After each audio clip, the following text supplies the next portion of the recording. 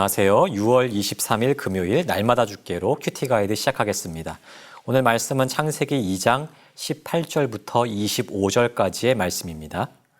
하나님께서 직접 만드신 공적인 기관이 있습니다. 바로 가정과 교회죠. 특별히 가정은 하나님의 나라를 이루는 가장 기초적이고도 중요한 공동체라고 할 수 있습니다. 남녀가 하나를 이루어서 공동체를 이루고 또 자녀를 생산하며 교육하고 생육하고 번성하라라고 하는 하나님의 명령을 이루는 역할을 하기 때문이죠. 그러므로 우리는 가정을 지으신 하나님의 뜻을 잘 이해하면서 아름다운 가정을 가꾸어 가기 위해서 애써야 할 것입니다. 오늘 말씀은 하나님께서 첫사람 아담을 통해서 가정을 이루게 하시는 내용을 담고 있습니다. 자, 관찰 질문 1번입니다. 하나님은 사람을 위해 무엇을 지어주리라 말씀하십니까? 18절을 보시면 하나님께서 아담을 위해서 돕는 배필을 지으리라 라고 말씀하고 계시죠. 그런데 참 재미있는 것은요, 돕는 배필을 지으시겠다고 하신 이유죠. 사람이 혼자 사는 것이 좋지 아니하니 돕는 배필을 지으시겠다라는 것입니다. 여러분, 아담은요, 하나님이 보시기에도 참 좋았다라고 말씀하셨을 정도로 그 자체로 완전한 사람이었습니다. 그런데 혼자 사는 것이 좋지 않다라고 하는 것은 그에게 뭔가 결핍이 있다라고 느껴지도록 만들죠. 이는 아담에게 어떤 결핍이 있었다는 것을 뜻하는 말은 아닐 것입니다. 단, 삼위일체 하나님께서 온전한 연합을 이루어서 기쁨을 누리시는 것처럼 사람에게도 온전히 하나 되는 이 연합의 기쁨을 누릴 수 있도록 또 한 사람을 지어주시도록 하시는 것이죠. 관찰 질문 2번입니다. 아담은 모든 짐승에게 무엇을 줍니까? 20절을 보시면 아담이 모든 가축과 짐승에게 이름을 지어주는 장면이 등장하죠. 하나님께서 아담에게 주신 사명이 있습니다. 무엇이죠?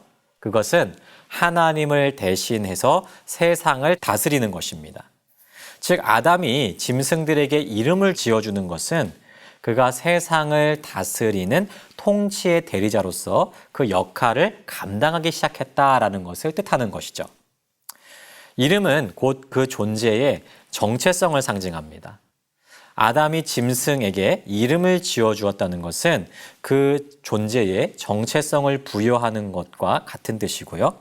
이는 곧 세상을 다스릴 수 있을 만한 그러한 능력이 아담에게 있었다라는 것을 뜻하게 되는 것이죠. 하나님은 그만큼 아담을 뛰어난 존재로 지으셨다는 사실을 우리가 이 말씀을 통해서 알 수 있는 것입니다. 그런데 20절에서 또다시 18절과 똑같은 표현이 등장합니다. 아담이 돕는 배필이 없으므로. 아담이 하나님을 대신해서 세상을 다스리는 이 상황을 이야기하는 중에 배필이 없었다라는 말을 추가하는 이유가 뭘까요? 아담이 훌륭하게 하나님을 대신해서 세상을 다스리고 있었지만 그에게 함께할 수 있는 배필을 줌으로써 이 사명을 더욱더 잘 감당할 수 있도록 하시는 그 계획이 이 안에 담겨져 있는 것입니다. 즉, 하나님께서 남자와 여자를 지으시고 서로 돕는 관계로 세우신 이유는 아주 분명합니다. 서로 온전히 하나 되어서 연합의 기쁨을 누리고 또한 서로 도우면서 하나님이 주신 사명을 온전히 이루어갈 수 있도록 남자와 여자를 지으시고 하나 되게 하신 것이죠. 관찰 질문 3번입니다. 하나님께서 지으신 돕는 배필을 본 아담은 무엇이라고 말합니까? 하나님은 아담을 깊이 잠들게 만드시고 곧 그의 갈빗대 하나를 취하십니다. 그리고 그 갈빗대로 또 여자를 만들어서 아담에게로 이끄시죠. 이 여자를 본 아담의 반응이 어떻죠? 이는 내 뼈 중에 뼈요 살 중에 살이다 라고 고백합니다. 이는 하와를 향한 아담의 사랑 고백이자 헌신의 맹세예요. 지금도 결혼을 할 때 서약을 하지 않습니까? 기쁠 때나 슬플 때나 또한 건강할 때나 병들 때나 부유할 때나 가난할 때 언제라도 평생 당신을 사랑하겠다라고 하는 서약을 합니다. 아담은 지금 이러한 고백과 또한 서약을 하고 있는 것입니다. 하나님께서 나에게 허락하신 내 배필을 위해서 평생을 헌신하며 사랑하겠다라고 하는 고백을 하고 있는 것이죠. 정리해 보겠습니다. 이처럼 하나님께서 처음 허락하셨던 가족 공동체는 사랑과 헌신 그리고 사명으로 묶여있는 온전한 공동체였습니다. 하지만 지금 가족 공동체는 어떻습니까? 처음과는 달리 매우 불완전하죠. 물론 지금의 가족 공동체도 사랑으로 묶여 있지만 서로 온전히 화합하지 못할 때도 많이 있습니다. 서로 다투기도 하고 미워하기도 하고 심지어는 가정이 깨어지기도 합니다. 지금 가족 공동체가 이렇게 불완전하게 된 이유에 대해서는 잘 알고 계시리라 생각해요. 우리의 죄 때문이죠.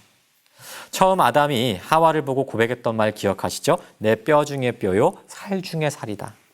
이것은 하와를 향한 온전한 사랑 고백이었습니다. 끝까지 하와를 위해서 헌신하겠다라고 하는 아담의 다짐이었죠. 하지만 지금은 어떻습니까?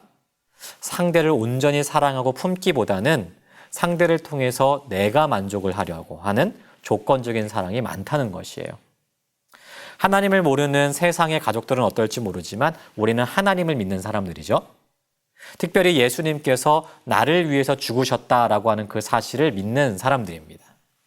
우리가 예수를 믿고 하나님의 백성이라고 하는 귀한 신분을 회복했다면 우리의 가정도 세상의 가정과 달라야 하지 않을까요?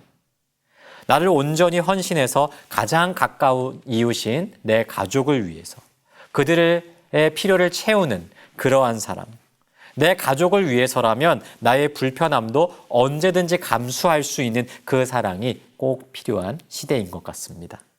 이 사실을 기억하면서 하나님이 허락하신 나의 가족을 더욱 사랑함으로 하나님이 주신 사명을 온전히 이루어가는 우리 모두가 되기를 소망합니다.